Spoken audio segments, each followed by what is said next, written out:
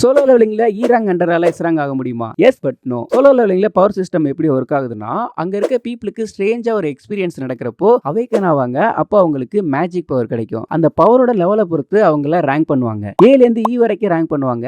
ல இருக்கவங்க ரொம்ப லோ பவர்ல இருக்கவங்க. எஸ் ரேங்க்ல இருக்கவங்க தான் ரொம்ப பவர்ஃபுல்லான ஹண்டர்ஸ். ரேங்க்ல இருக்க ஒரு ஹண்டர் ட்ரைனிங் எடுத்து பவர்ஃபுல் ஆகி டிசின்னு சொல்லிட்டு போக முடியுமான்னா முடியாது. அவங்களுக்கு அவேக்கன் ஆறப்ப பவர் லெவல் இருந்தது இல்லையா, அது பிக்ஸ்டு, அது சேஞ்ச் ஆகாது. ஆனா அந்த டெக்னிக்கை யூஸ் பண்ண ரொம்ப பெட்டரா அவங்களால யூஸ் பண்ண முடியும். எக்ஸாம்பிளுக்கு இப்போ ஒரு பீப்புள் அங்க அவேக்கன் ஆறப்ப அவங்களுக்கு 100 மானா இருக்குன்னா அந்த மானோட லெவலுங்கிறது இன்க்ரீஸ் ஆகாது. இப்போ ஒரு ஃபயர் பேஸ்டு ஒரு மேஜிக் யூஸ் பண்றாருன்னா யூஸ் பண்ண பெட்டரா யூஸ் பண்ணுவாரு.